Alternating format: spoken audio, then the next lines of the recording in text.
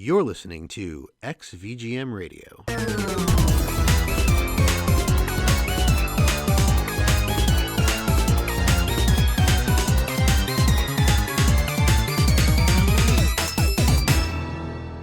Welcome to XVGM Radio, where the bits keep coming. I'm Justin. And I'm Mike. And this is episode 54, Continue Themes. That's right, we did it. Finally. We did it. Yes. Everyone was nobody was asking for this. Literally nobody was definitely nobody was asking for this. This is something else, man. Yeah. How did this come about? I don't even remember anymore. I think it was like we were spitballing ideas for an episode, and we wanted to do something totally different. We wanted to do something that we hadn't seen before on like a video game music podcast. And I think we were like, I don't know if it was me that suggested it or what, but I was trying to go more in the vein of like water themes and like stuff like that, where it's like, something that everyone can identify with. It's not like a specific like, oh, you need to like this genre of games, or you need to like this company or whatever. Today's episode is all about continue themes. Basically, when you die in a game and you run out of lives and the game presents you with an option to continue, what music plays during that part of the game. Yep. And so a lot of the songs that we picked are very short. Extremely short. Yes, but to offset that, we've picked additional tracks this episode to give you a little, little more flavor. Sweeten the pot. Yeah, a little bit. So the track that we came in on was Sonic Mania. That track was called Countdown to Continue, and it's by T. Lopez. This game came out for the Xbox One, the PS4, Nintendo Switch, and Windows in 2017. So what were your thoughts on this track? I feel like I'm going to have very similar thoughts on a lot of these tracks, because a lot of them are going to be frantic. This was very frantic. I don't know that a lot of them are going to be as discordant as this one is. That was something that I kind of appreciated. For one, right out of the box, you've got the Genesis-ish sounds. It's clearly not a Genesis reproduction. It's not a YM2612. Right. I mean, it's coming from a newer console that has a, that's just playing Redbook audio, but It clearly takes like the Sega Genesis Sonic roots and gets some of those not really twarmpy sounds in there, and then it layers other stuff on top of it. So I just thought that was really cool, and a lot of the music in this game is like that. So yeah, no, I agree. I think there's a real nod to the classic Sonic games in the music for this game, and especially in those newer levels that have been created. The older levels, I could take it or leave it. I mean, yeah, it's great to hear Green Hill Zone for like the millionth time. Hearing stuff like Flying Battery remixed is really cool, but like stuff like this or stuff like the Lights Camera Action level, I can't remember the name of the song off the top of my head. But that stage is incredible, and that's such an awesome nod to like the more like Michael Jackson-esque Sonic 3 music. That we're all used to. But this track in particular is frantic. It is, and it's more like hurry up, because you've got the countdown going and you've got the it's like rising and rising. It's like, how high is it gonna go?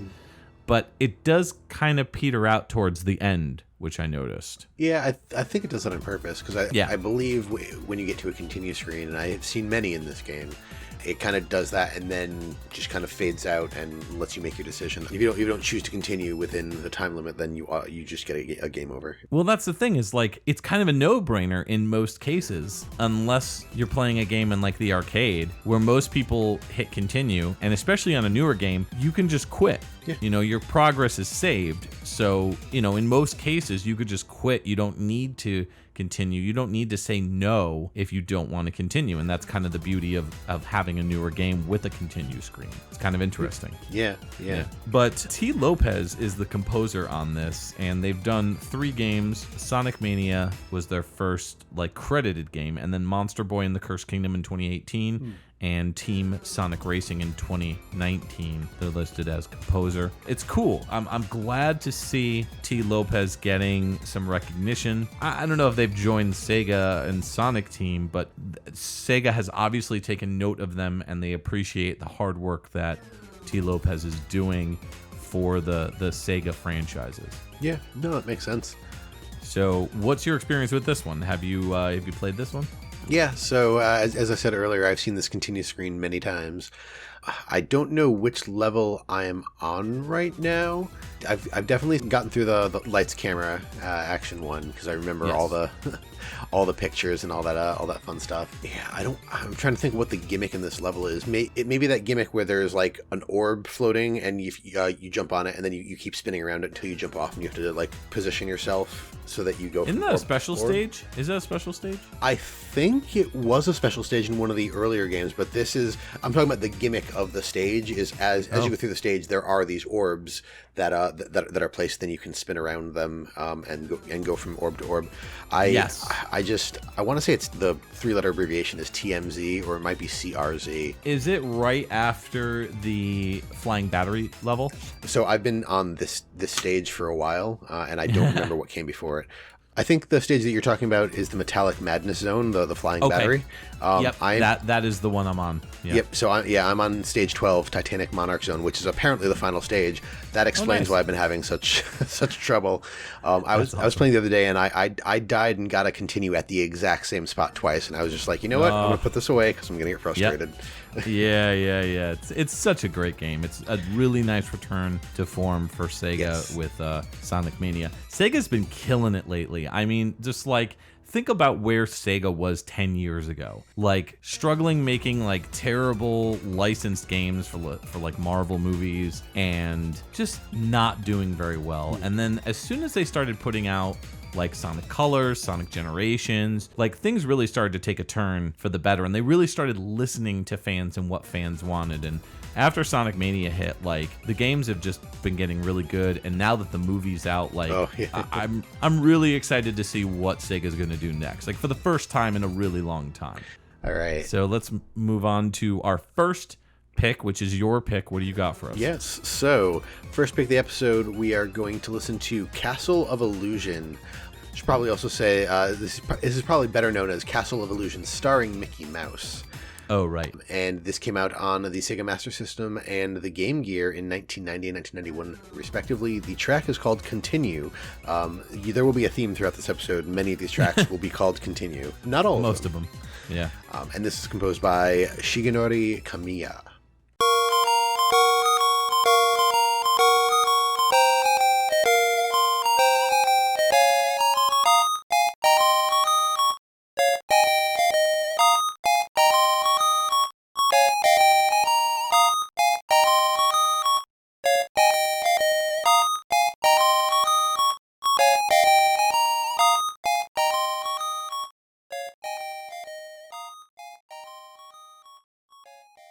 Hey there, welcome back. That was Castle of Illusion, starring Mickey Mouse, and the track was Continue. That came out in the Sega Master System in 1990 and the Game Gear in 1991. It was composed by Shigenori Kamiya.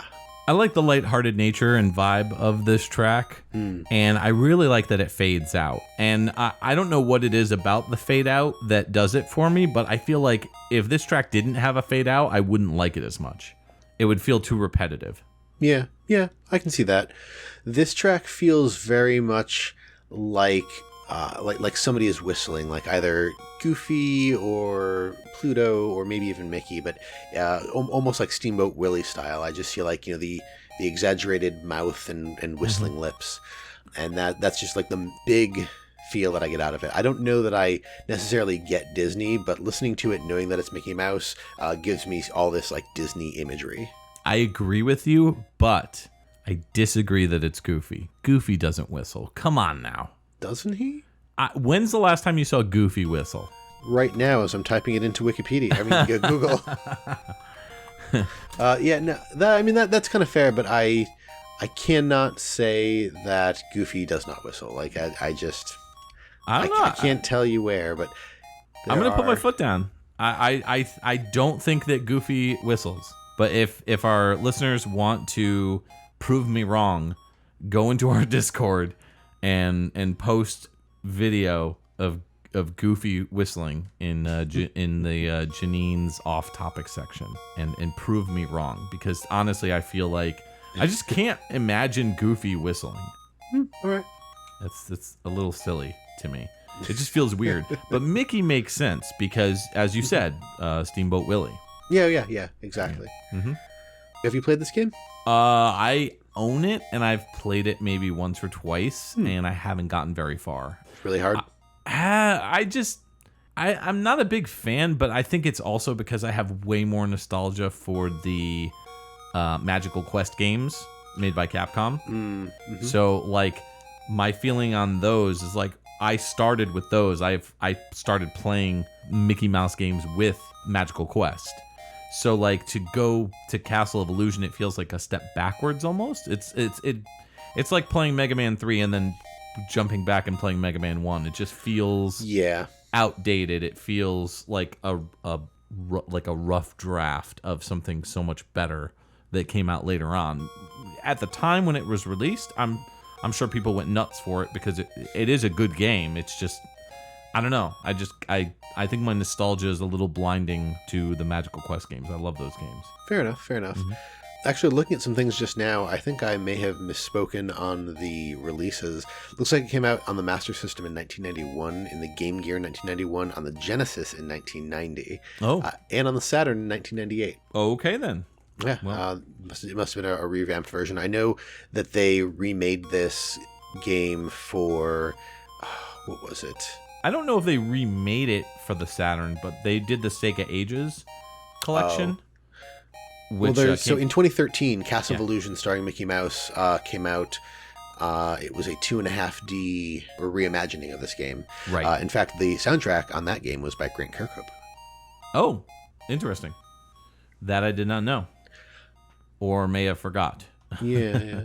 I'm just trying to think. I'm like, I feel like he mentioned this during our the Perfect Dark episode, but we'd also might not have made it into the episode. So that's a possibility. The composers on this one.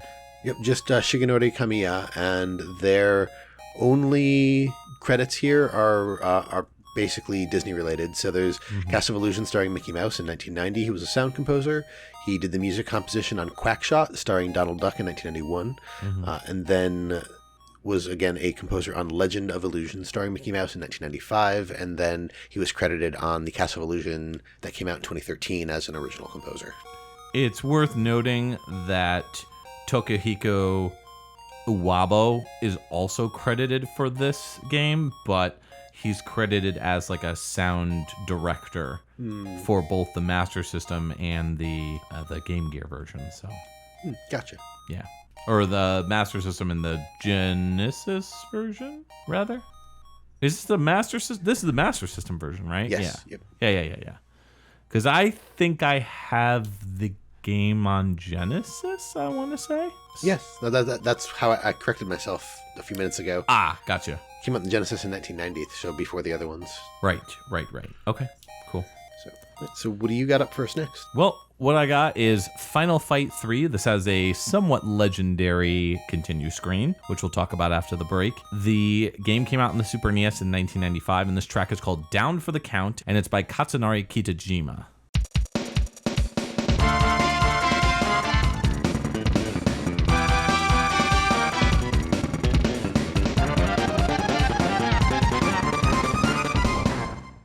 Hey, you're back, and that was Final Fight 3's Down for the Count that came out in the Super NES in 1995, and that was by Katsunari Kitajima. Nice. Intense. Yeah, all things considered. Very intense. Really cool, funky bass line, and it definitely ramps up as it's going. So this game, of course, is the third numbered entry in the Final Fight series, exclusive to the Super NES for the most part, aside from various re-releases on Virtual Console and whatnot. And it is interesting because this game took a path more along the lines of Streets of Rage. I kind of feel like they looked at what Streets of Rage was doing and they were like, all right, Final Fight 1 and 2 were great, but we really got to amp up what you can do in these games. So they really bumped up the moves. They made it flow better, and they made the controls much tighter, in my opinion. So even though I personally love the first Final Fight on Super NES, and I like Final Fight 2, it's okay, but 3 is probably the quote-unquote best of the trilogy. Okay. Yeah. Have you played this one or no? I'm pretty sure I've played some of the first 3 Final Fights, but I don't think I haven't sat down to play them by myself and like play them all the way through. Okay. So this one's called Final Fight Tough in Japan, and plot-wise is about Guy, the character Guy, and Hagar, and it introduces 2 brand new characters to the series, Lucia and Dean. Lucia is like a cop, and Dean just like a criminal or something like that, like turned good. No, he's a street fighter whose family got murdered. That's what it was. Oh. And Lucia's like a detective in a special crimes unit for Metro City. So they join up, and you get your pick of 4 different characters. It is a 2-player, so that's always nice. And the move list is more like Street Fighter as far as like how to do the moves. So it's interesting that Final Fight, the franchise, started off as like a Street Fighter spin-off. Oh yeah. And then they turned it into its own thing, and now both series have kind of been linked together for some time now. But perhaps with the addition of Streets of Rage 4, maybe we'll get a Final Fight 4. Ooh, a proper Final Fight. That's a possibility. That could be kind of cool. So the continue screen, which I mentioned before right before the break, the continue screen on Final Fight 3 is continuing a long line of Final Fight continue screens. Do you remember the continue screens from any of the other games? So I didn't play a whole lot of Final Fight. I do remember like Drowning and Dynamite. Yeah, you're actually absolutely spot on. So the first game, you're chained to a chair and you are trying to blow out dynamite that's lit. Mm-hmm. Yep. And the second game, you are chained to a wall, and there's like a brick wall behind you, and there is water rising, and potentially drowning or whatever. So the third game kind of amps it up a little bit. Mm-hmm. It is you're strapped onto a table, and there's a metal press coming down side view, and this metal press has spikes on it, so it's basically gonna not only impale you but also crush you. Iron Maiden style. Yeah. So that's it. Pretty neat and a different way of portraying a continue screen. They could just be like, oh, do you want to continue or whatever, or maybe have a character run left or run right like in a Earthworm Jim sort of thing. But yeah. No, they go full on death sequences, Mortal Kombat style. Intense. What about you? Are you more of a Streets of Rage guy? I'm not really much of a beat 'em ups guy, so I don't actually have a preference between the two. Okay. I find them both equally entertaining. Okay, cool. Drawing a nice neutral line in the sand. Tell my wife I said hello. Yes. So the composer on this one, Katsunari Kitajima, was actually uncredited in the game itself for this, but so this credit is coming out, years and years later when people figured it out. They started off with Cybalion in 1992, and aside from Final Fight 3, they did Android Assault for the Sega CD and Black Matrix. They did a couple different versions of Black Matrix. Their final game was Guilty Gear Dust Strikers in 2006. That was the DS Guilty Gear. I remember game. that one. It was a 4-player Guilty Gear. Yes. Yeah, they did the gig stage BGM music. Nice. So let's get into our next track. What do you got for us? All right. So we heard this game somewhat recently, but we're going to hear it again because it's got a pretty epic continue theme, much like everything else in this game. This is Gunstar Heroes. This is an arcade game and a Genesis game in 1993. We're going to hear Continue, and it was composed by Norio Hanzawa.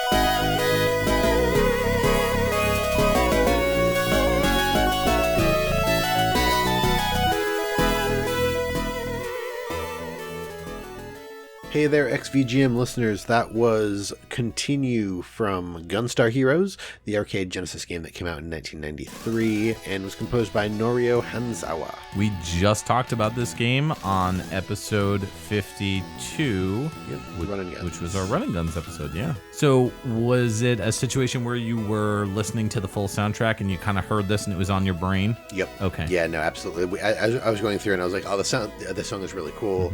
Like, there's a lot of stuff. It was hard to pick something for that episode 52. Yeah. And as I was going through, like, I heard this song and I was like, oh, this is really cool. We have a Continue theme episode coming up. I have to play this. So sorry to play the same game so close to the last time, but if you're really complaining, then maybe you should rethink your life. Goodness. This is an awesome, awesome song. Goodness. This one also fades out at the end, but it feels like kind of an epic song. Almost like, you're down for the count, but are you really? Will you stand back up? Will you rise to the occasion? I also like the cool stereo effects that they threw in here. There's a lot of like bouncing between left and right. And then there was also something about this track that feels to me almost like if you played Gradius 3, when you're in like the weapon select screen, it feels a lot sort of like that track.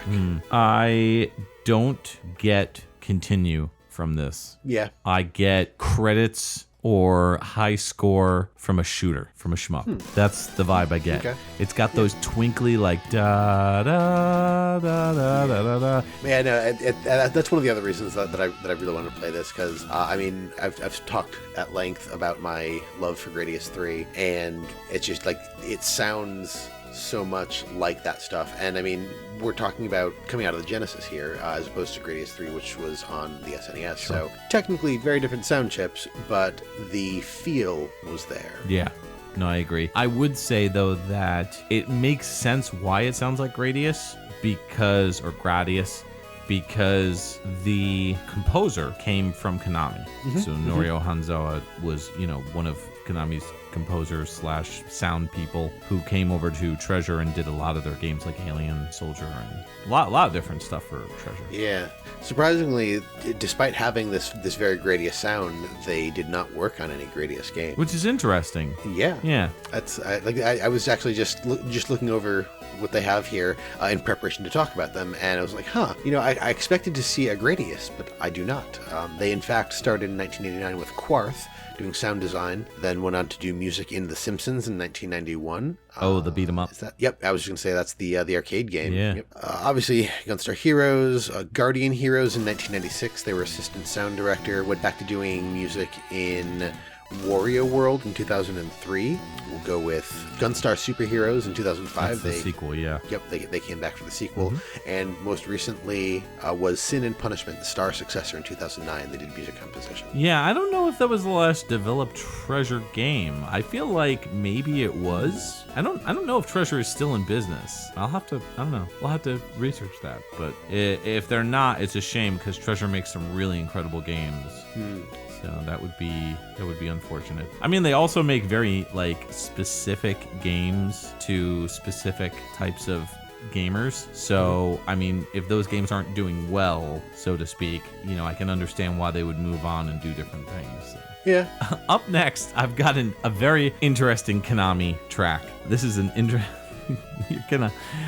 I'm so excited to see and hear your response to this. This is going. And I will not mute myself while I'm listening. Yeah, no, don't. This is Goemon's Great Adventure. This came out in the N64 in 1998. This track is called Oni Oni Rendezvous, and then in parentheses it's Hell Mix 99. It's by Shigeru Araki, Yasumasa Kitagawa, Hirotaka Kurita, Yusuke Kato, and Nobuyuki Akina.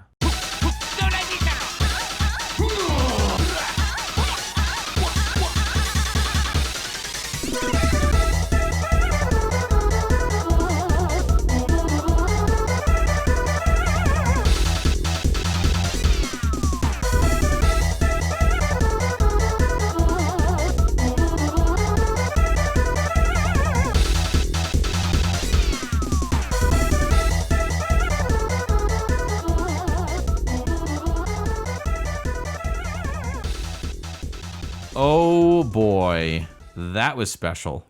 Yeah. Yeah. That was Goemon's Great Adventure, the N64 game that came out in 1998. The track Oni Oni Rendezvous Hell Mix 99, composed by a bunch of composers. We'll get into them in just a few minutes. What do you think of that one, Justin? Good Lord. I can see why you like it. Or at least I can see why you picked it. Right. All those sound effects, particularly the... I can't even mimic the noises.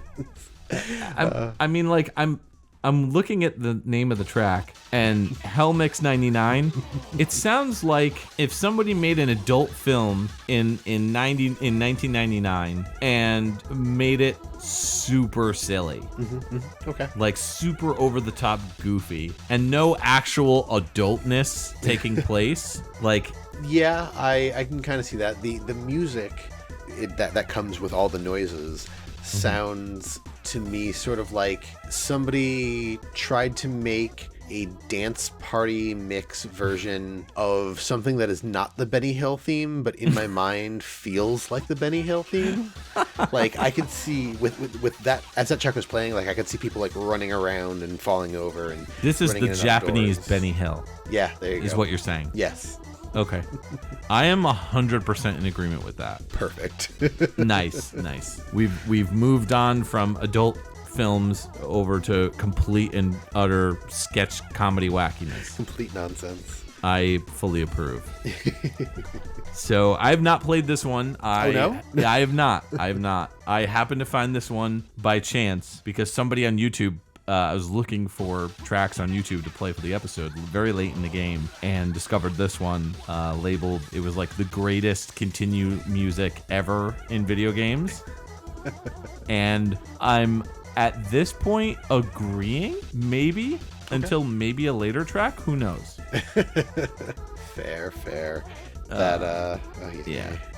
It's something else. But yeah, this is also known as Mystical Ninja 2, part of the Legend of the Mystical Ninja series, or just better known as the Goemon franchise, or which the Goemon games are they're more popular in Japan. There's also been a ton more, like way more in Japan, but for whatever reason, we got 2 of the games that came out on N64. So like I'd say the early to like late 90s, this series was still coming out in the States, and then after the N64 game, I don't think any Goemon games came out here. I just think it's way too Japanese. It's way too foreign for an American audience to like enjoy. Yeah, I mean, I would probably agree with you to a certain point. I mean, there's definitely a niche market for it in America. Right. There are other games. I don't really know how well they did or didn't do, but I remember on the PS2, what the heck was it? It was like Incredible Crisis. Is that the name of the game? Okay. It is a very, very Japanese game. Like there are parts of it where you are characters in a Japanese family that is surviving an incredible crisis. Like it's like weird, wacky, end of the world stuff. In fact, right. I feel like this. Have you played this game? I've heard of it. Okay, I feel like this game is up your alley. It's so weird. But it's a lot of fun.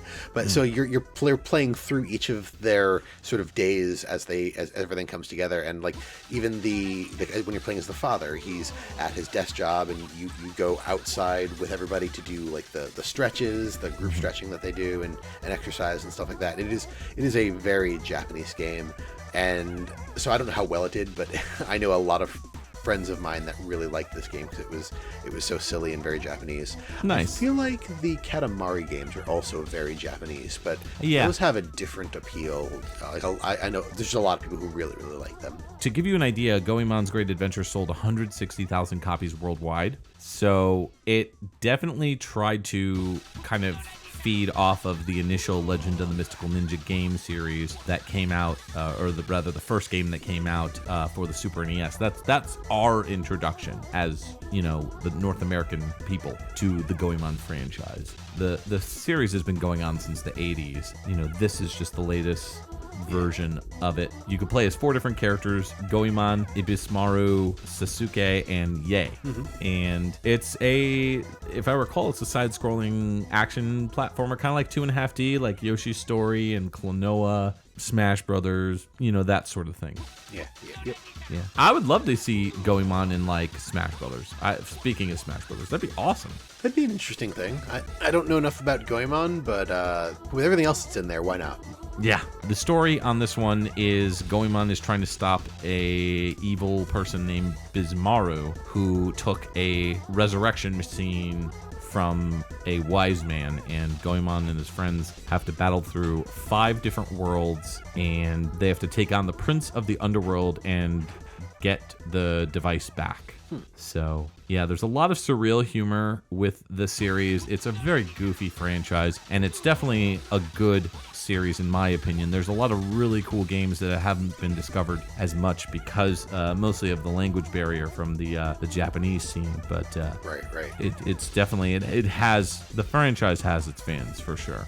Composers on this one, lots and lots of composers. Actually, just 5. So we'll go through and we'll pick just like a few games, starting off with Shigeru Araki, who did Disney Sports Basketball in 2002 and Metal Gear Solid 2 Substance. They did the skateboarding theme for the Metal Gear Solid portion of that. Yasumasa Kitagawa started off with Mystical Ninja, which was the previous game in the franchise. And their latest game, let's go with their latest, was Nico Drop Cat Friends Nation in 2020. So that game just came out. That was a Capcom game that released on browser. It's like a life simulation tile matching. So next up, Hirotaka Kurita. Only 2 games. This game and International Superstar Soccer 2000. Yusuke Kato started off with Mystical Ninja in 1997, the N64 game. And they also were on the sound team for Hybrid Heaven, which is a very underrated,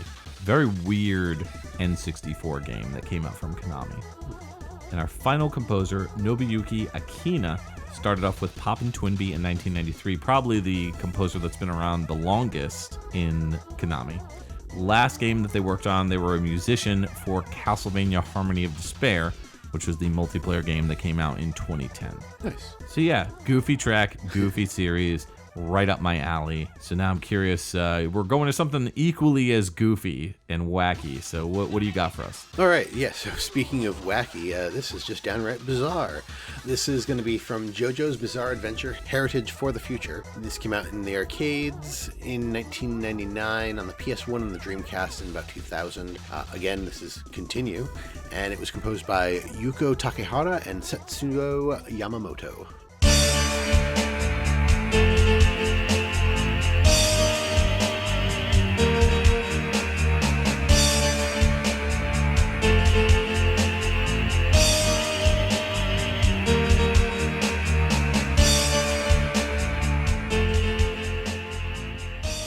You're listening to XVGM Radio. Welcome back. That was the Continue theme from JoJo's Bizarre Adventure: Heritage for the Future.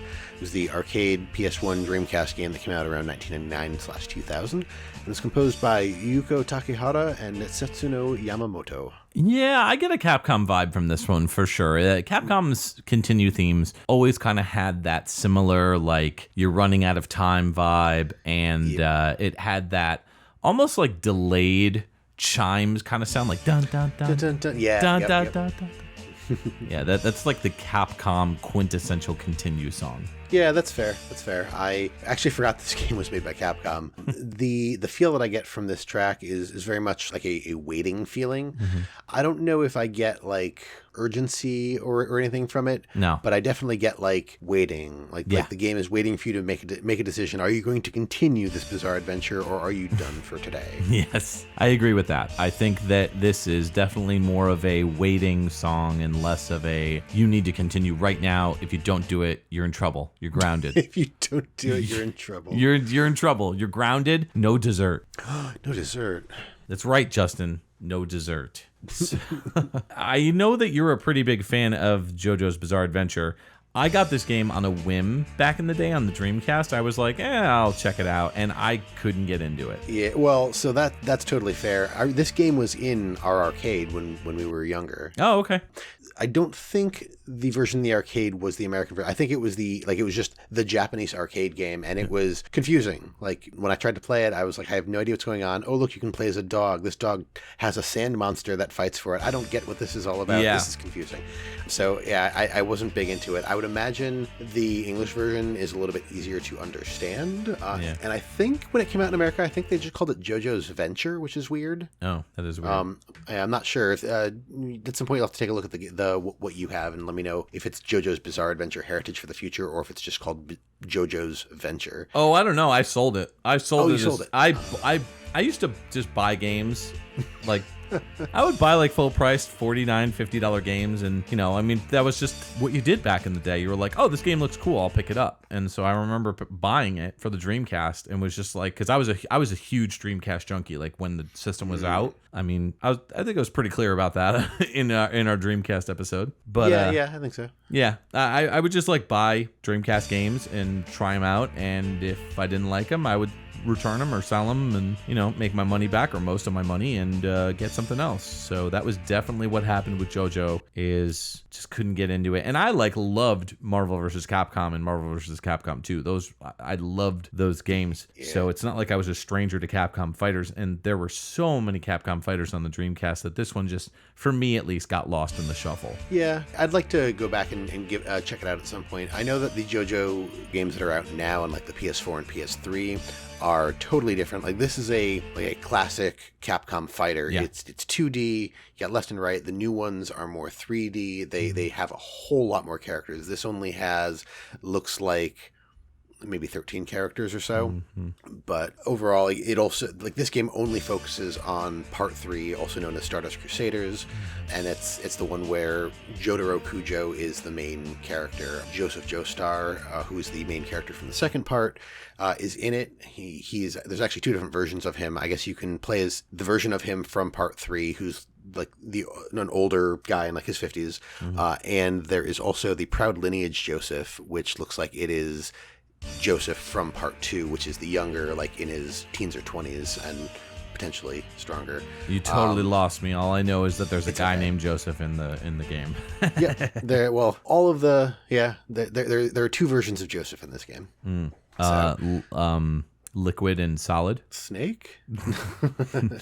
Cheesy and I don't know, queasy. Cheesy and queasy. Are these dwarfs now? Yeah. I figured you go with like cheesy and Cool Ranch, nacho cheese and Cool Ranch. Why are you going with dwarfs?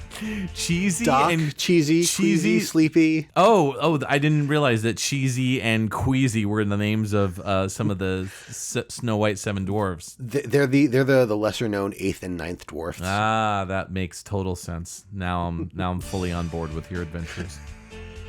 That is a JoJo Bizarre Adventure right there. It could be a delicious adventure. Anyways, the composers on this one. Yeah, so Yuko Takehara started out doing sound composition on Mighty Final Fight in 1993, and it looks like they stuck with Capcom for a while, doing Mega Man X in 93 and Mega Man 6. Like, they were very busy in 1993, in fact, working on Final Fight 2 and Disney's Aladdin as well. All of those are musical credits. Yeah. Musical or sound credits. Let's jump around here. They did music in X-Men vs. Street Fighter in 96. That's awesome. Marvel vs. Capcom, right there. Yep. Marvel Superheroes vs. Street Fighter. Vampire Chronicles. That's Darkstalkers, right? Yeah. Vampire Chronicles is Darkstalkers, yeah. Yeah. So Vampire Chronicle for matching service on the Dreamcast. So that was an online 2D fighter. Yeah, that was one of the Darkest games. Yeah, it was online. I think that's the only version that was online. Maybe the PSP version and maybe the Resurrection, which was like all 3 games combined with online. And that came out for the 360 and stuff. And then most recently, they're credited for music composition on Mega Man 10. Okay. And then we have Setsuo Yamamoto. They have a lot of credits sort of all over the place here, but looking at music, they started doing music design on Street Fighter II Champion Edition 93. Way too many things to credit here, so I'll go with Rival Schools in 98, Strider 2 in 1999, and their last musical composition arrangement that I'm seeing here is Super Puzzle Fighter 2 Turbo HD Remix in 2007. Yeah. More recently, they did work on Resident Evil 3 in 2020, the remake, as a sound studio coordinator. You got it. Well, it looks like we are getting a call on our Patreon request hotline, which we can go ahead and take the call. Yeah, Janine, send that on over. Caller, you are on the air with XVGM Radio. What can we play for you? Hey, Mike and Justin. It's the Messenger from a VGM Journey, and I was wondering if you guys would play the Continue theme from Battletoads and Double Dragon the Ultimate Team on SNES. It's a pretty rockin' tune, and I'm pretty sure you guys would totally dig it. Thank you, guys. Awesome. Yeah, that's a really good pick, actually. Yeah, well, let's hear it. Battletoads and Double Dragon, which came out on multiple systems, but this is specifically the Super NES version, and this game came out in either 1993 or 1994. The NES and Game Boy and Genesis games also came out around that time. This track is called Continue, and it's by David Wise.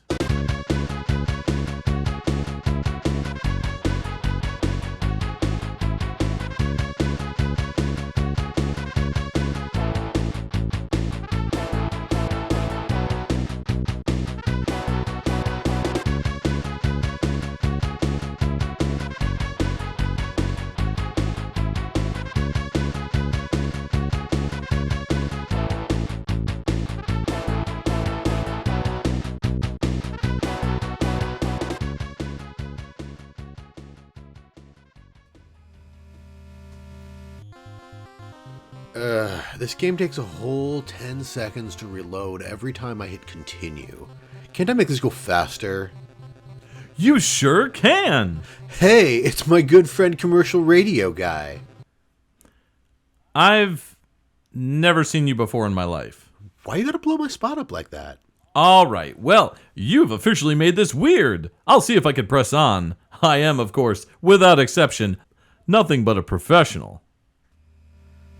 That's right, gamer friend man. And boy, do I have the invention for you. Introducing Continue Shark. Continue Shark? What's that? Continue Shark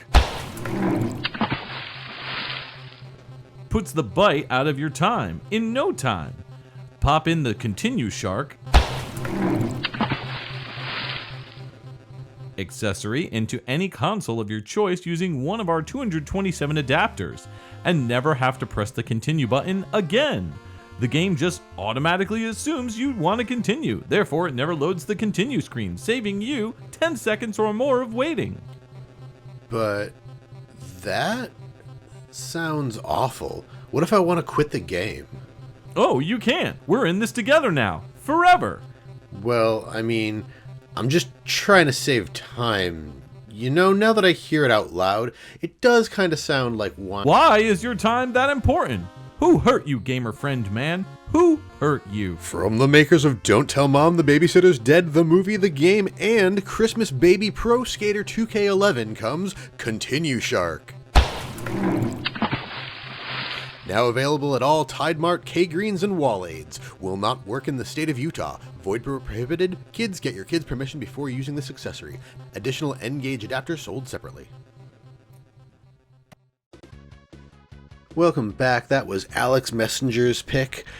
Battletoads and Double Dragon, the Ultimate Team, which came out on the NES, SNES, Game Boy, and Genesis between 93 and 94.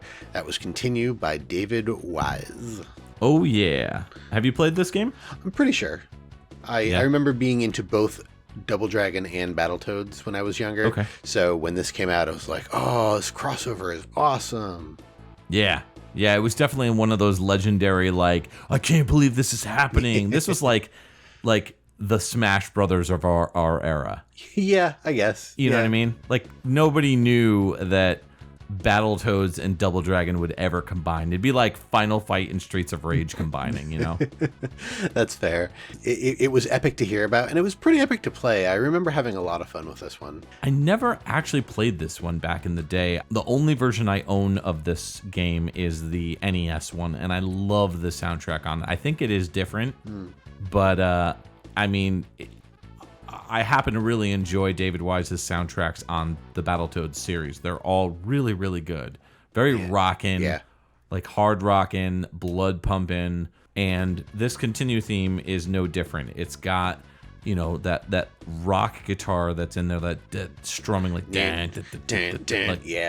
yeah, the strumming like the power chords. Like it's just, I like that. And then the beginning of the track too, it's got those like Donkey Kong Country horns with the ba-na-na-na-na-na-na. It's just it's got such a fun vibe to it. It doesn't even feel like a continue theme. It just feels like, you know, as speaking to David, it really seemed like he was just trying to write fun music, you know, not necessarily like, you know, to a specific genre. At least that's what I got out of him when we talked about Ukulele and, you know, the earlier Donkey Kong Country games. Yeah. So, but yeah, these games are you playing as either the Battletoad characters or Double Dragon, Billy and Jimmy. Right. And I believe you are facing off against the Dark Queen and the Shadow Warriors, or she's partnered up with the Shadow Warriors from Double Dragon. Yeah. It's very much like it's the best combination of both games. Like the villains team up, the heroes team up, and from what I remember, the gameplay is very much like if you're playing a Battletoad, it feels like playing Battletoads. If you're playing Billy or Jimmy, it feels like playing Double Dragon, and it's really all we could ask for at the time. Like, combine these series and make it feel like we are really playing one or the other. It's interesting because the Double Dragon games were made by Technos, which is a Japanese developer, and of course Battletoads is Rare's baby. So it's interesting to see this East meets West vibe for this game. But honestly, I believe, and I could be totally wrong about this, but it really feels like this game was licensed by whoever had the license for Double Dragon in the US. I don't know if Technos had like a US licensor that was like, yeah, sure, you can, you know, take Double Dragon and do whatever you want with it. But that's the vibe that I get. So I don't. This game was developed by Rare, so Rare probably looked at what they were doing with the Double Dragon series, and they were like, all right, how do we combine Double Dragon and Battletoads to make it feel like you're playing either one, you know, and that it feels unique enough, but also feels like a Battletoads game? Because I really do feel like at its core, it really is just a Battletoads game. Especially like the running animations when you're running with Billy or Jimmy. Like it really does feel like Battletoads in that aspect. That's fair. So, yeah, I think so. Yeah. But yeah, the NES port is really good if you like the classic Battletoads music, and this track was great. I really need to pick up this version. I don't own it, so I may have to go get it. Yes, you do. Yes, yeah. Go out, buy it now. So David Wise, no stranger to the podcast, of course. We talked about him and to him just a few episodes ago. And so just kind of piggybacking off of that, I'm going to pick 3 random newer games that he's worked on and go with that. So he did Star Ghost in 2016, which was a shooter, like an indie shooter. And I think that came out on the Wii U. And he did Snake Pass in 2017. That came out on multiple systems. It's kind of like a more physics-based game that's similar to Snake Rattle and Roll a little bit. Like it kind of is a little bit of a callback to Snake Rattle and Roll, at least in terms of the vibe, but it's much more indie influenced and more Western influenced, even more so than the Rare Western vibe. And latest game, which we talked about quite a bit, was Ukulele and the Impossible Lair in 2019. That was a good time. Indeed. So now I've got a track which I think you'll all love. It's a 1998 Game Boy Color game called Action Man's Search for Base X. This track is called Continue, and it's by my personal favorite composer, Ikumizu Tani.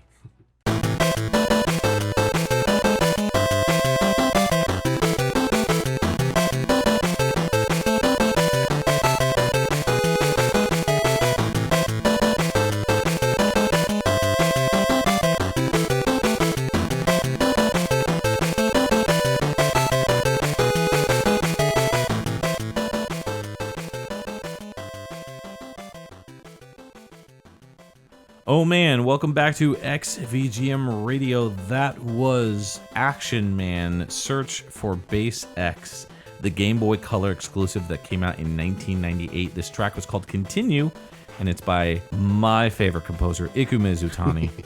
Oh my goodness, I love this song, but I'm curious about what your thoughts are. This is really cool, actually. So I didn't really get continue theme out of this. It really felt like it could have been fleshed out a little bit more and turned into an actual level theme. Like, I don't think there's enough here for it to be level theme, but it feels like there could be more to this. I agree. Yeah, I mean, there may or may not be, but I like it. This was really rocking. I dig a lot of the sounds from the Game Boy systems, and in particular the percussion is, I think, always crunchy on these things. So like just that, I really enjoyed that. Iku Mizutani has a very specific style, and if you've listened to enough of his music, it's pretty easy to spot. I will say that because all the Natsume composers worked hand in hand with each other, it can sometimes be a little difficult to figure out who's who. Iku Mizutani, Hiroyuki Iwatsuki, and Kinyo Yamashita all had very similar sounds working together on the Super NES, on the Game Boy Color, on the Game Boy Advance. So when you hear a lot of their stuff, it's tough to really tell who's who. But this is very clearly Iku Mizutani with that jam. He's got such a great groove and vibe to his music. It's based primarily on a lot of his influences through stuff like the Moody Blues. We did a whole episode with him on Pixel Tunes Radio. We interviewed him and talked to him about his music and everything, and it's one of my favorite interviews ever. So go check that out. But yeah, Action Man, to me, it's like, it's not a perfect hidden gem kind of a game, but it is like an above average, difficult action game that reminds me a lot of Mega Man. First off, Action Man is a franchise based out of, I believe, Europe. It's kind of like the United Kingdom's version of G.I. Joe. This game takes place where you get a certain amount of levels to choose from, and when you beat the levels, they all have different, like, multiple layers that you can go through, so you can replay the levels multiple times. And each time you finish a stage, you get an item, and the item that you use, it's usually like climbing gear or diving equipment or like, things that you can use in the atmosphere that you're going into. So if you're going to like a cliff area, you can climb the cliff with the gear that you get. Or if you go through a dark cavern, you get a helmet with a spotlight, so you can go through and you'll see specific areas that you can now access.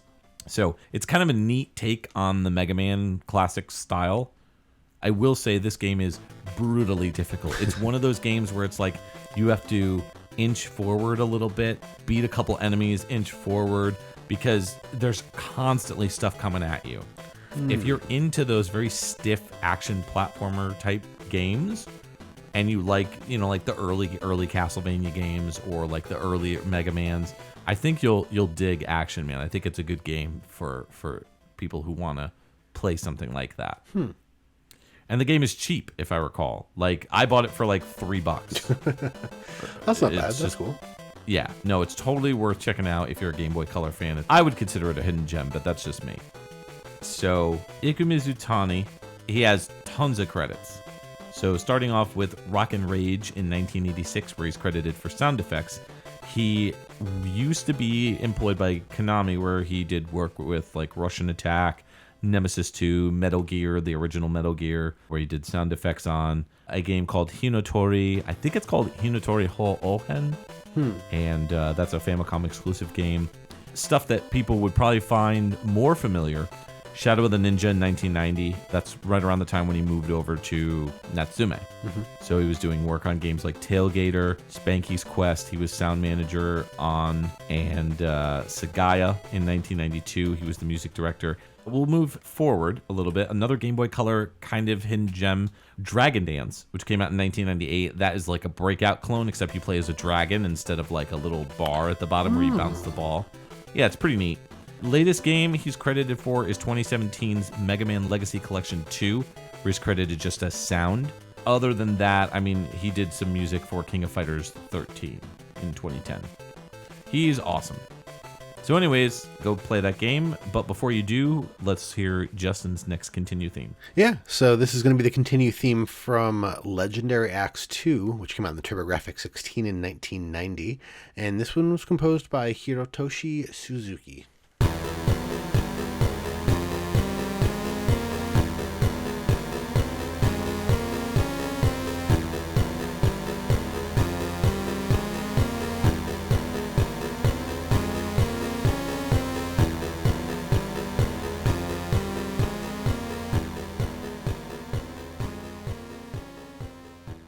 Hey, that was Legendary Axe 2, the TurboGrafx 16 game that came out in 1990. That was Continue and was composed by Hirotoshi Suzuki. So this I do get, like, heart palpitation, kind of like a, oh my god, what's going to happen? Like, what is about to occur? Yep. No, exactly. I got a really sinister vibe out of this. And I like it. Like, this is very much a Continue theme in the vein that I'm sort of used to understanding them, where like you have failed to do what you need to do. Is the bad guy gonna win? Maybe. Stay tuned and find out. Yeah, I mean, it's interesting because going from a song that could have been so much more to a song that is perfect where it is, like I can't imagine this being anything else. And I think it's the grittiness of the TurboGrafx 16 or PC Engine, whatever you want to call it, the sound chip. Yeah, you got kind of that low buzzing in the background there. Yeah. That fuzziness that's not quite as fuzzy as the Genesis can be in the wrong hands, but. Yeah. No, and then I'm like, it's so simple because it's just like that beat and that bass, and then just like rising scales like that. Yeah. That's it, and it's minor and it's very. Like I said early, sinister. I really like this one. This is one of the ones that I was, not that I wasn't pleased to find anything that I found, but like trying to find something for the TurboGrafx 16 or trying to find something like off the beaten path, and I came across this and I was like, oh yeah, this is really good. Yeah, no, I'm glad you picked this one. It's pretty cool, and it definitely has sinister vibes. It's just a good Continue song. If we were just voting on the quintessential, like what a continuous theme should sound like, I think this one so far would probably get gold or the grand prize as far as, if we were ranking based on that. Yeah, that's fair. So have you played this game or no? No. I don't think I've touched a TurboGrafx 16 more than once or twice in my life. But this is the second game in the Legendary Axe series, which is exclusive to the TurboGrafx 16, I believe. Have you played them? I have only played the first. Gotcha. I've never played the second. Ah, okay. Yeah, so the second one, gameplay is very similar to the first game, except there's a strength charging element in the first game that is not in the sequel. So there's multiple weapons that they've added, so you've got you lose an ability, but you get more access to different weapons, and you just kind of collect them. There's swords, axes, and morning stars. You also have a stock of bombs that you can use. If you hit the run button, it'll basically clear the screen, unless they are, powerful enemies. The enemies that you beat drop the weapons. It's a side-scrolling platform adventure type game. Yeah. It seems very sort of cookie cutter. Yeah, so if the first game plays like a Styanex, this game plays more like Rastan. Oh, okay. Yeah, it looks like you're playing as a character named Prince Sirius, and you are basically fighting your brother Prince Zack for the throne because your mom and dad, the king and queen, died. So that is the plot. So Hirotoshi Suzuki, let's see, they did music and sound on Super Dodgeball in 1990. They did sound creation on Maniac Pro Wrestling, Ashita I no Tatakai. And they did the music composition on this. They did music composition on King of Casino in 1990. And then finally, Spud's Adventure in 1991, they did sound. Oh, okay. Yep. All right, we are going to move from the TurboGrafx 16, which is, on its own a pretty obscure system, to a much more obscure system. This is Asuka 120% Burning Fist. This came out on the Sharp X68000, also came out on the FM Towns in 1994. And this is the Sharp X68000 version of the Continue theme from that game, and it's by Keiichi Yono.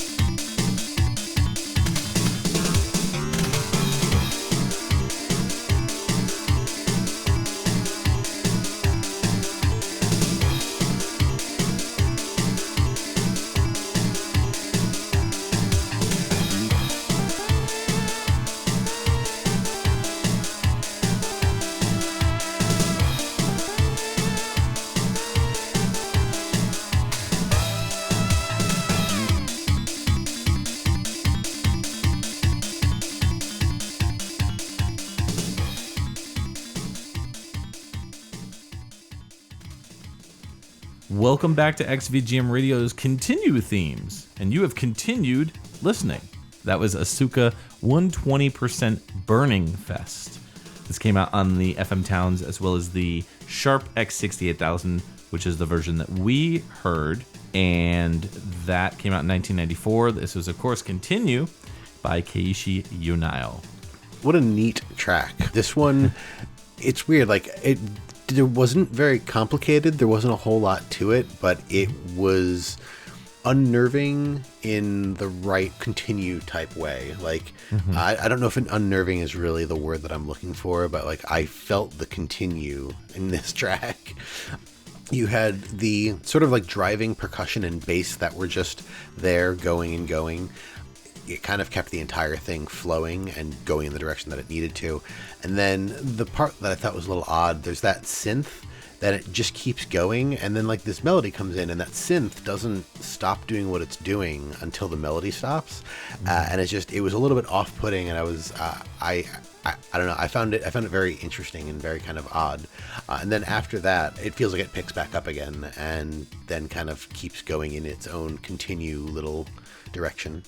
I see what you mean. I got personally a game show vibe from this one. Game show? Like, yeah, like a make a decision sort of thing. Oh, okay, yeah. So not so much like, do you want to continue, but more like make a decision what you're going to do.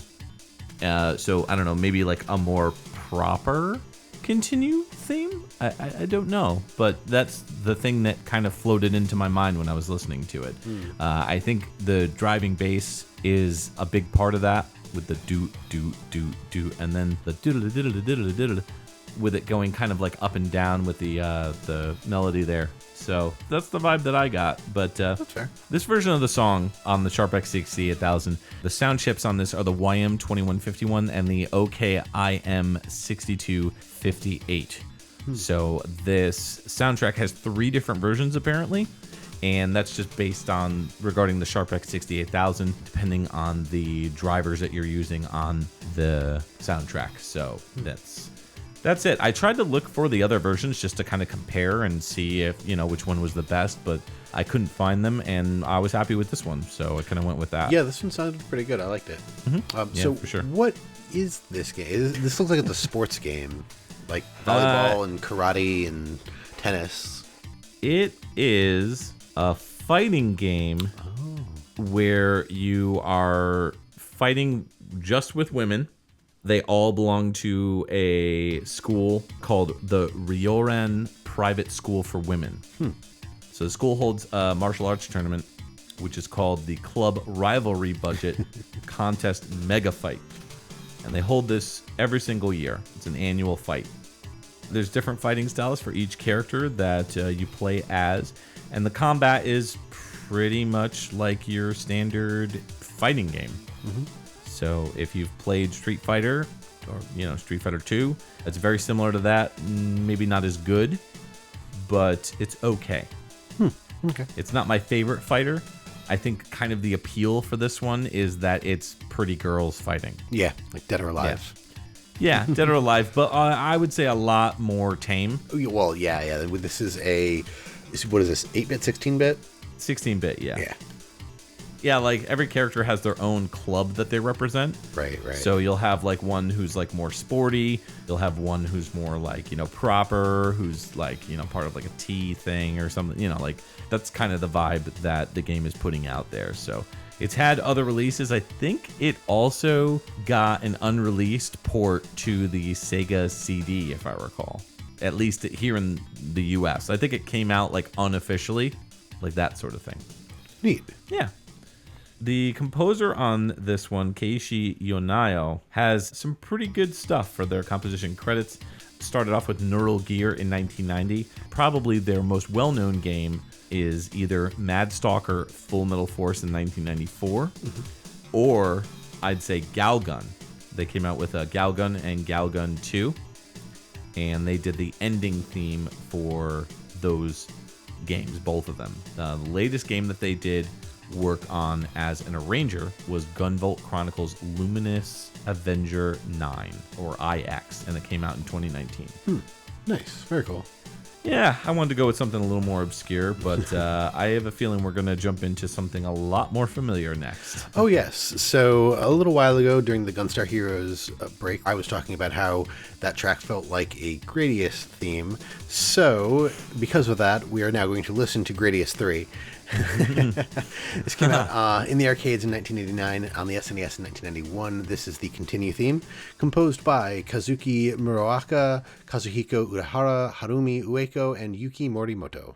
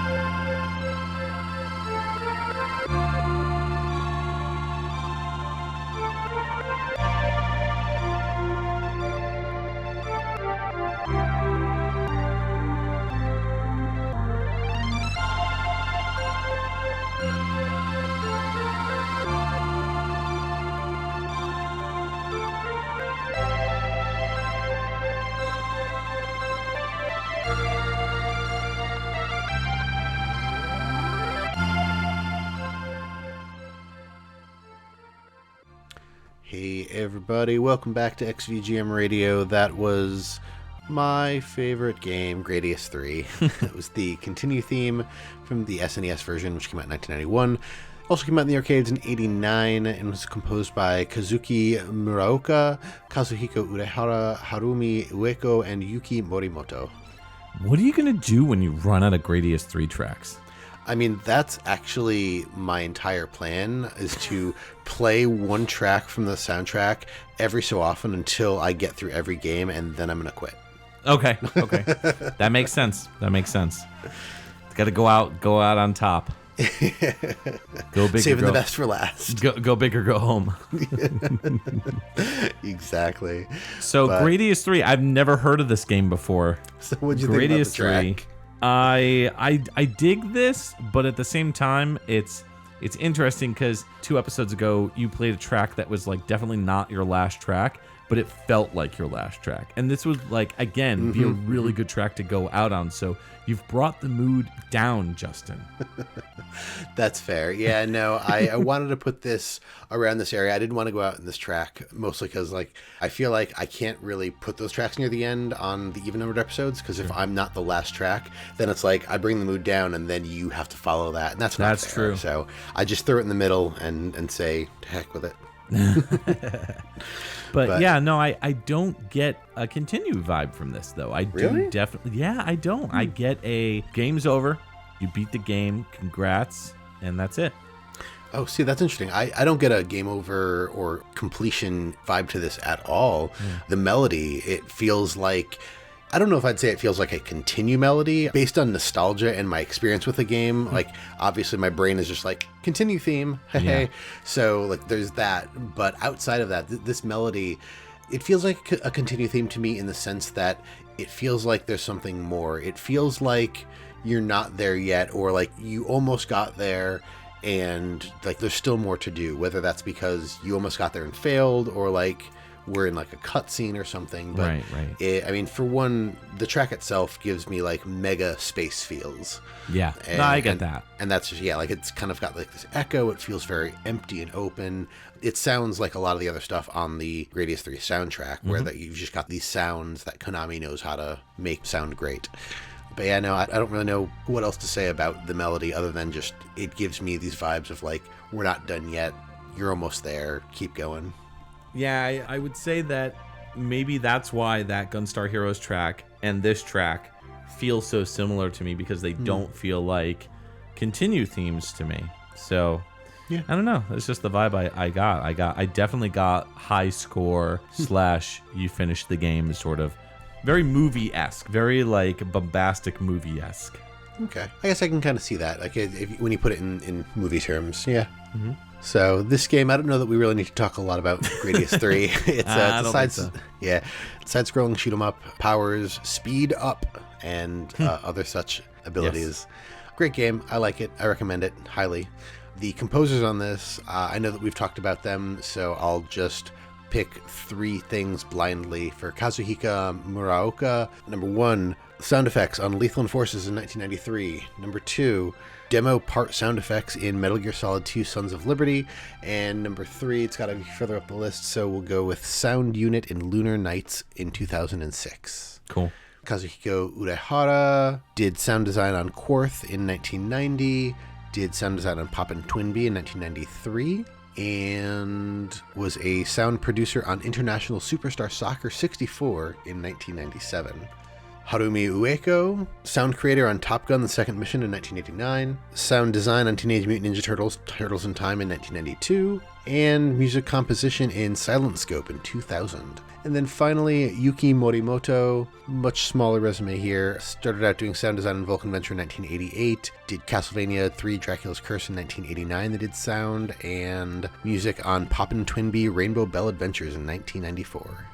Awesome. Very classic Konami composers. Yes, for sure. Next up, I have a game called Mortal Kombat Gold. This is also known as Mortal Kombat 4, just like a revamped version. Came out on the Dreamcast in 1998, and this song is called Continue, and it's by Dan Forden.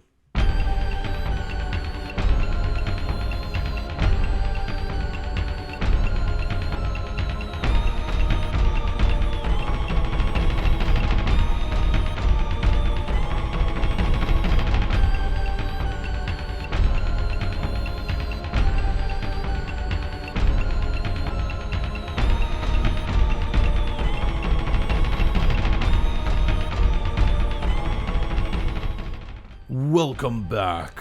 That was Mortal Kombat Gold. That was the Dreamcast version of Mortal Kombat 4, basically. Came out in 1998. That was Continue by Dan Forden, also known as Toasty. The Toasty guy. He is pretty much the Mortal Kombat composer. Just to quickly go over him before we get to the track. Started off with uncredited Arch Rivals composition credits, and then Super High Impact in 1991. And then pretty much the rest of his life was Mortal Kombat. Mortal Kombat in 92, Mortal Kombat 2, Ultimate Mortal Kombat 3, etc., etc., etc. Did Mortal Kombat 4, which the soundtrack for Mortal Kombat 4 and Gold are pretty much near identical.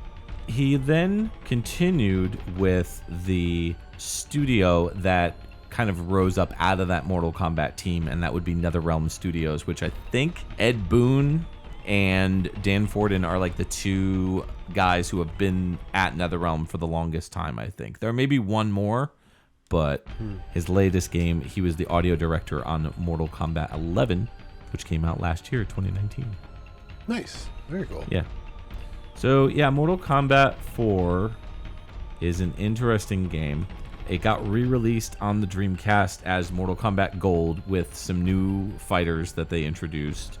But what's interesting about the game is that they released a second version shortly after that fixed a ton of bugs in the game. So the game shipped with a bunch of bugs. Oof. On the Dreamcast, or are you talking about 4? Oh.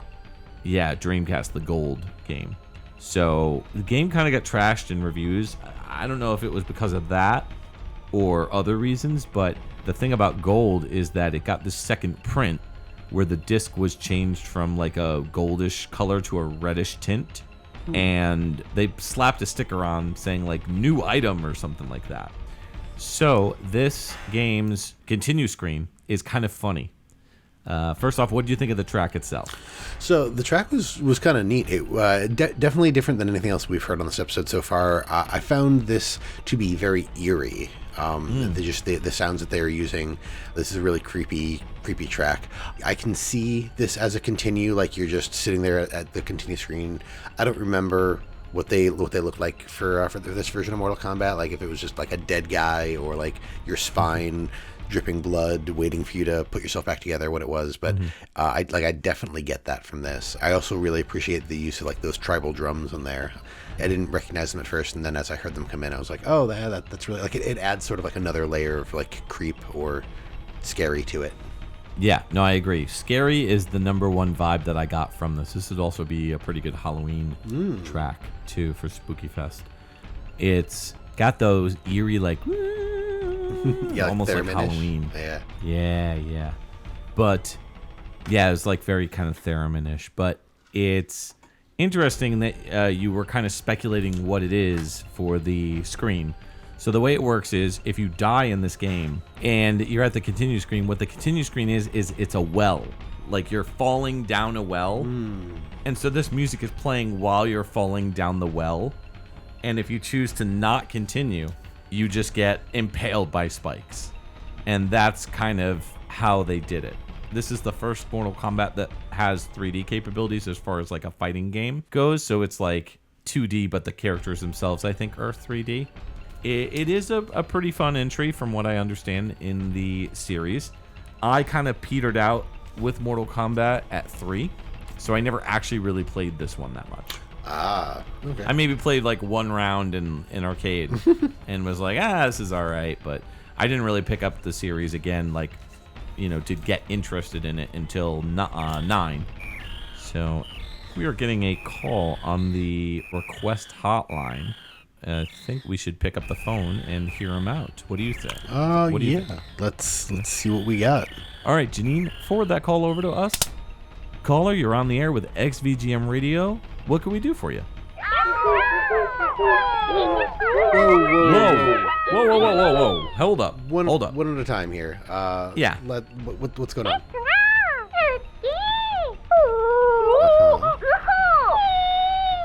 Okay. Do you understand what they're saying? They just sound like monkeys to me. Yeah, no, they're saying they want to hear something from Super Monkey Ball 2. I mean, this is clearly Ai, Baby, Gangan, and Mimi.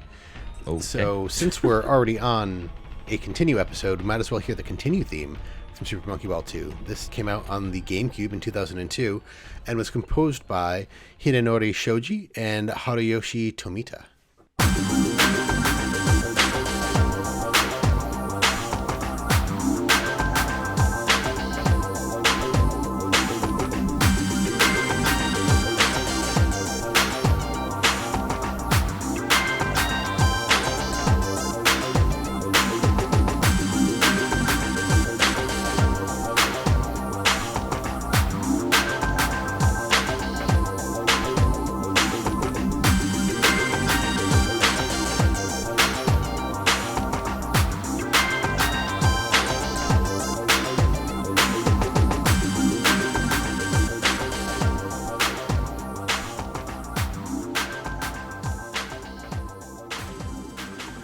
Welcome back. That was Super Monkey Ball 2 as requested by the Super Monkeys. This came out on the GameCube in 2002. It was called Continue and was composed by Hidenori Shoji and Haruyoshi Tomita. Oh yeah, I love me some Super Monkey Ball 2. Yeah, these games are a lot of fun. I haven't touched them in so long, and as I found this for this episode, I was like, I need to go back and play them because they are so much fun. Yeah, they are. They are totally a lot of fun. Probably some of the best games on the GameCube, especially the second one, in my opinion. Mm-hmm. So this song, though, is super laid back, super chill. I really dig the drums on this, the percussion, just real like scooped kind of, you know, that late Dreamcast, early PS2 era music where just like you could throw in just a backbeat and some chill, I don't want to say reggae, but I get the vibe of like if video game music had like a reggae component, this would be it. Yeah, no, that's fair. It's I think that just comes from like the very laid back qualities of this. Like, I don't know if I get Continue because I feel like take your time, man. Just whatever you want to keep going, or you want to just chill and listen to this music. Yeah, no, for sure. It's interesting though because playing this game, I tend to hit start really quickly, so I barely even listen to this song because usually I'm just trying to get back into the game as quick as possible. But if you compare it with something like Action Man, like I'm sitting there with the Game Boy rocking out, listening to that on loop for 5 minutes, wasting battery. Yeah. Whereas with something like this, I'm more like, I just want to move on. Like I don't have time to listen to it because it's just not important to me because it's a good track. It's just not a track that I'm like, yo, I need to listen to this for like 5 minutes minimum. But with this, it's interesting because I don't really get that vibe. Like I feel like if I did sit back and chill out to it, I could rock out to this. I could vibe out to this, you know? Mm-hmm. Yeah. This on loop could be very relaxing. Like I could see this at like a massage parlor. With this game, just to explain to those who have no idea, it has a challenge mode. It's got a story mode where you take on the evil Dr. Badboon, who's like another monkey who steals all the bananas. It's very Donkey Kong Country-ish. And then I think there's this weird love subplot with like Ai and Mimi are like the two couple, like the Mickey and Minnie sort of thing. Yeah. And then like Dr. Badboon is trying to like weasel in on Mimi, and I think there's like something where he's like, you have to marry me or something to like rescue. It's weird. To me, the best parts of the game are the party games. So Monkey Race, Monkey Fight, Monkey Target, Monkey Billiards, Monkey Bowling, and Monkey Golf. And you can unlock those games with story mode, like, you know, as you beat more story mode. Yeah. So these composers here, we've got Hidenori Shoji, who started out doing SE support on Virtua Cop 2 in 1996, did some music composition in Digital Dance Mix Namie Amuro in 1997. They did music in F-Zero GX in 2003. And then we'll go with Yakuza 5 in 2012. They did music creation support. And most recently in 2018, Fist of the North Star, Lost Paradise. They were a music director. So still with Sega. Yep. Very cool. And then Hideyoshi Tomita started out doing music composition and sound effects in House of the Dead 2 in 1998. Did music direction in Yakuza 2 in 2006. It looks like all of the Yakuza games. I don't see the first one, but I see 2, 3, 4, and 5, all music direction. Sonic Forces in 2017, they were a special thanks for sound. And again, most recently, 2018, Fist of the North Star, Lost Paradise, they were sound management. Awesome. Very cool. All right, so we are coming up on the end of our continue journey, where we will no longer be continuing. Nope, we gotta end it. Gotta end it somewhere. So we're gonna go out with a fun track from another game that I played a ton of in college, Super Puzzle Fighter 2 Turbo. This came out in the arcade and multiple systems. It's been re-released over the years.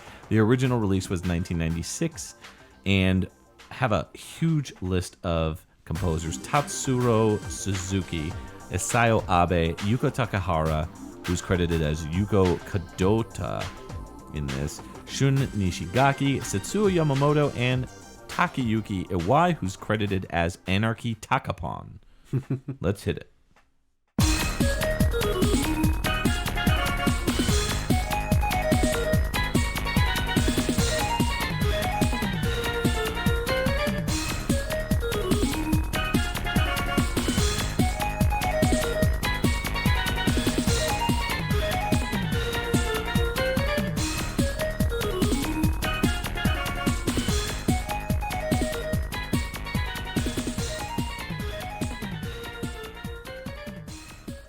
You are back, and that was Super Puzzle Fighter 2 Turbo. That's our final track of the day. That was the continue theme that was on that game, and it was released for multiple systems, starting with the arcade in 1996. It also came out on the PS1, the Saturn, the Dreamcast. Release was 2001, the GBA in 2003, and then it later got revamped as an HD game for 360 and the PS3, and I think it's also on PS4 as well. More than likely, yeah. So have you played this one? I have. I'm pretty sure I played it with you and the crew a number of times. I know Eric was kind of into this. I remember playing it with Sean. You may have played it with Kevin. It's a really neat fighter game. I never really got the hang of it, mostly because it's a puzzle game with gems. Yeah. And depending on which fighter you choose, they have a specific layout that they can use for the gems dropping. And what ends up happening is the gems drop, and then they can form, if you get enough of them, I think it's like more than 3. I think if you get 4, it forms a cluster, like one giant gem. The whole point is, like, at least this is the way I play, is I try to build up as many big gems as I can. It's only a fighting game in the sense that you've got two little characters that are from either the Street Fighter or Darkstalkers universe that are kind of fighting each other, like chibi versions, very similar to Pocket Fighter. So they're kind of duking it out there when you land a really successful gem attack. And if you overrun your opponent's screen with too many gems, then they lose and you can celebrate. But this is one that I played all the time in college in the dorms. We spent so many hours playing this game, and it is so fun. It's such a good multiplayer competitive puzzle game. It was like this and Tetris Battle Gaiden that we played constantly. Neat.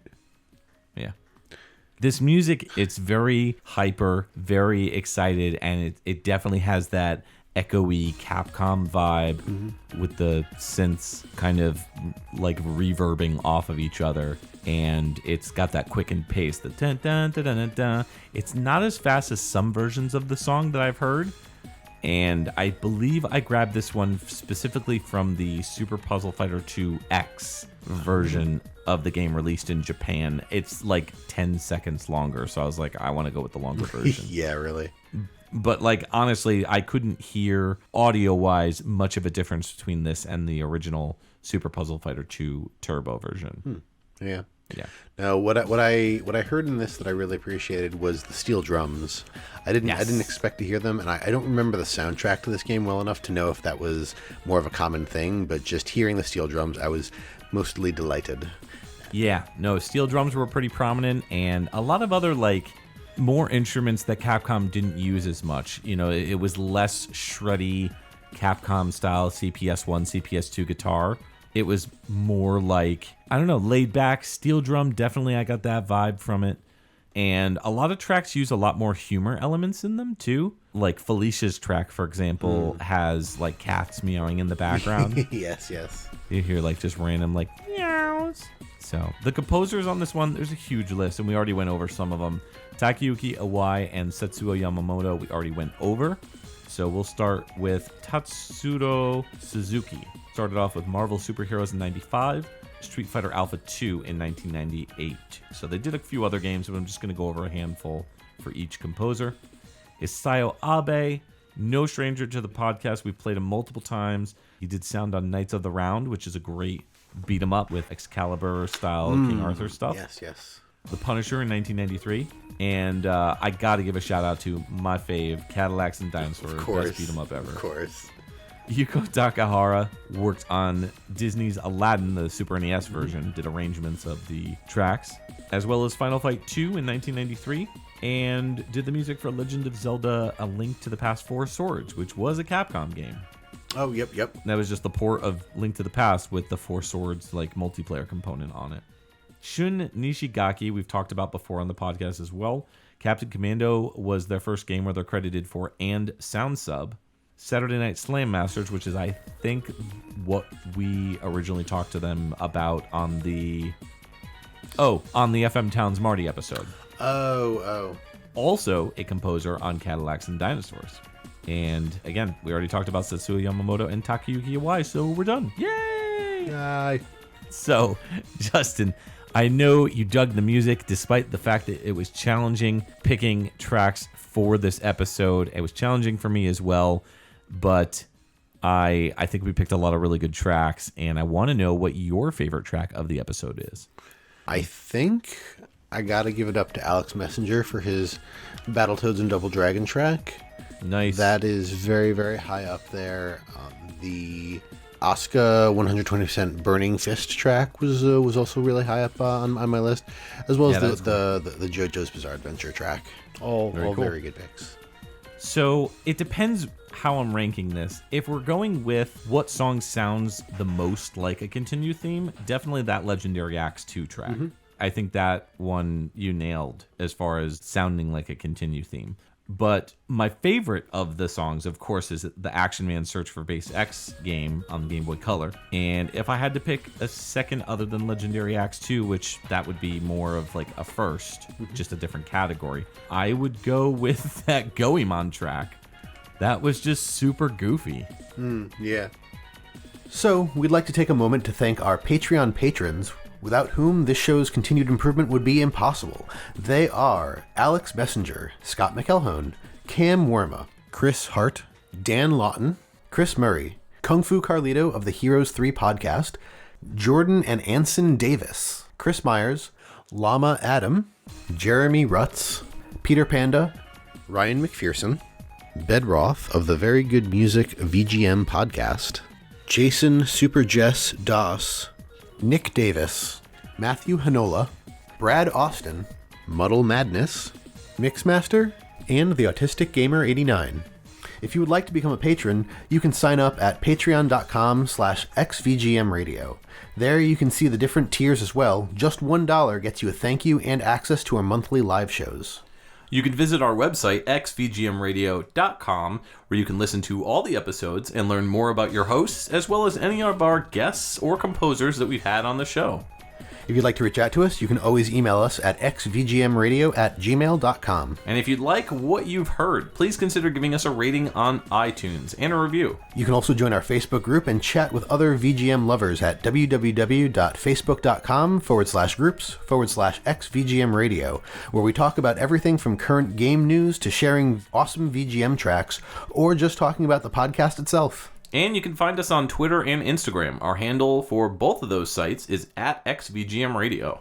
If you don't have any other social media or just want to try something unique, check us out on our Discord group chat. Links will be in the show notes. All right, Justin, we're moving on from the continue themes. We are done with them, throwing it away. It's over, done with. I'll never put you through that again. What do we got for 55? So 55, we have an interesting, I don't think we've really done anything quite like this. We're going to be talking about fan games of a particular type with a particular person. Oh. Yeah, so this is going to be Mega Man fan games, and we're going to talk with Megaphil X, who has done composition and helped put together Mega Man Unlimited. Yes, yeah, he's a super fan for Mega Man, to the point where he created his own fan game, and it's one of the best fan games for the classic Mega Man series. So we're going to tackle a bunch of Mega Man fan games, and he's going to help us talk about his experience composing for Mega Man Unlimited. He wasn't the only composer. There's another composer, but unfortunately they declined to be on the show. But still, I am super excited to talk to Phil. He's a really nice guy, and I think you guys will dig it too. Yes. So, from XVGM Radio, this is Mike. And Justin. Signing off. You're talking about the box art for Legendary Axe 2, right? Where there's two guys. There's like one guy kind of looks like a Viking. The other guy kind of looks like some guy in a helmet. And they're hitting their axes. Guy in a helmet. Yeah. They're hitting their axes together, which is a terrible way to care for your axes. Right. Because, axe care is very important to these gentlemen. It should be. I mean, it should. If it's going to be a legendary axe, you need to take care of it. That's true. That's facts. Facts right there. Axe facts. Axe facts. And on that note, interesting that you were kind of speculating what it is for the screen. So the way it works is, if you die in this game, you die in real life. No, I'm just kidding. If you die in this game. Very, very brief resume here. They did Sorry, I ate my own tongue, apparently.